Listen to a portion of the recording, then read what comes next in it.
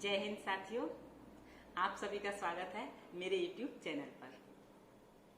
जैसा कि आप सभी को मालूम है कि 8 मई 2024 को शिक्षा सेवा चयन आयोग की बैठक हुई थी और मैंने भी ये वीडियो आप लोगों के सामने वीडियो के माध्यम से ये सूचना दी थी कि 8 मई 2024 को शिक्षा सेवा चयन आयोग की बैठक होने जा रही है और इस बैठक में अध्यक्ष भी शिरकत करेंगे।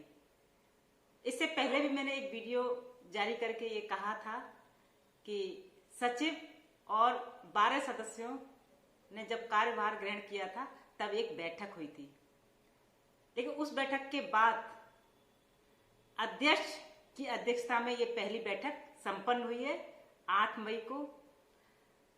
मुझे मालूम है आप सब लोग बेसब्री से इंतजार कर रहे हैं। सभी हमारे प्यारे अभ्यर्थी ये जानने की इच्छा रख रहे हैं कि आखिर उस बैठक में क्या हुआ था। आज उसी बैठक की जानकारी देने के लिए हम आपके सामने उपस्थित हुए हैं। बहुत सारी जानकारी आप जानना चाह रहे होंगे कि आखिर उस बैठक में क्या हुआ, क्या निर्णय लिए गए और आगे किस तरह से कार्य सुचारू रूप से चलेंगे, वो बैठक में क्या निर्णय लिए गए। ये बहुत सारी जानकारी आप लोग जानने की इच्छा होगी। तो चर्चा करते हैं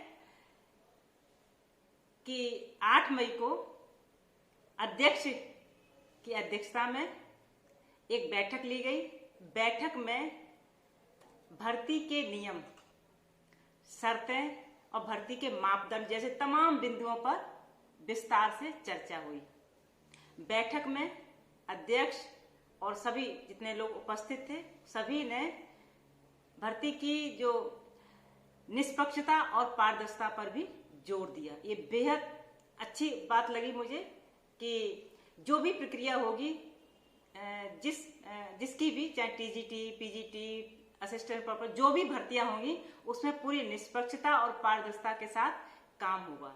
ये बेहद जरूरी होता है। ये निर्णय लेना किसी भी कमेटी या बैठक हो तो ये निर्णय लिया गया कि जो भी भर्तियां होंगी पूरी निष्पक्षता के साथ होंगी और उसके क्या मापदंड होंगे, क्या शर्तें होंगी, क्या नियम होंगे, इन सारे बिंदुओं पर, तमाम बिंदुओं पर चर्चा हुई।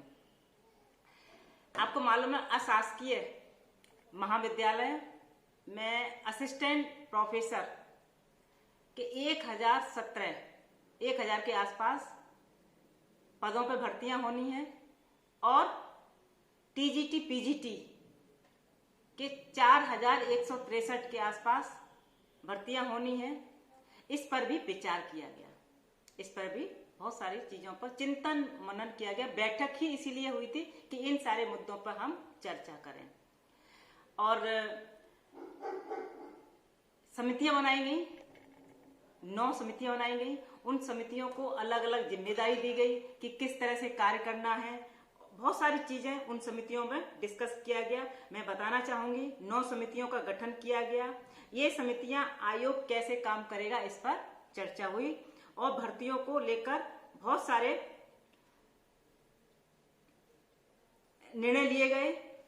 ठीक है, पैनल की नियुक्ति कैसे होगी, दस्तावेज हस्तांतरण, प्रश्न पत्र कैसे तैयार होंगे, विशेषज्ञों का क्या उसमें पैनल कैसे बनेगा, आदि तमाम बिंदुओं पर चर्चा की गई इस बैठक में, जो बेहद जरूरी थी आगे वो भर्तियां निकालने के लिए। क्योंकि जब तक जिम्मेदारी बटेंगी नहीं, लोग काम नहीं करेंगे, तब तक कोई भी भर्ती आगे नहीं शुरू हो सकती है।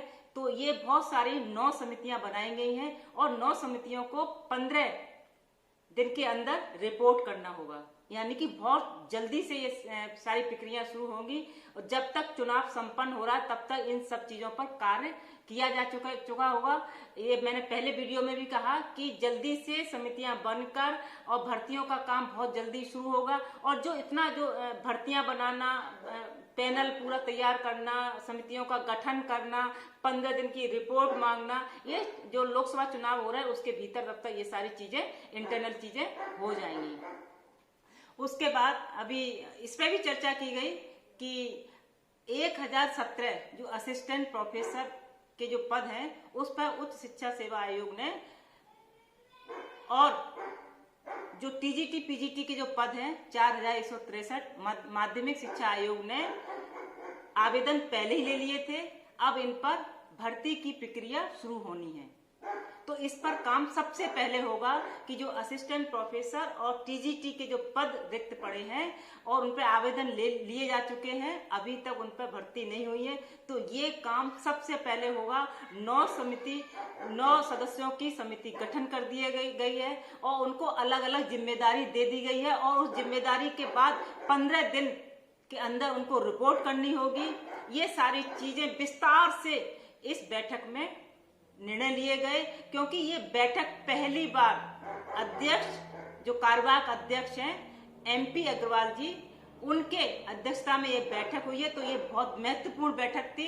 मैंने पहली वीडियो में बताया था कि इस बैठक में बहुत सारे निर्णय लिए जाने हैं, जो कि निर्णय लिए गए हैं कि ये क्योंकि जब तक कमेटियां नहीं बनेंगी, कमेटियों को जिम्मेदारी नहीं दी जाएगी, तब तक साथियों कोई भी काम आगे नहीं बढ़ सकता। तो आपके लिए ये बहुत बड़ी खुशखबरी है कि जो आप वर्षों से इंतजार कर रहे थे, काफी लंबे समय से इंतजार कर रहे थे और आवेदन भी ले लिए गए थे, लेकिन भर्तियां नहीं हुई थी। तो हर रोज आप हर रोज सोचते थे आप कोई खुशखबरी मिले, अब कोई सूचना मिले, तो वो दिन इंतजार का लम्हे खत्म हुए हैं। बैठक हो चुकी है।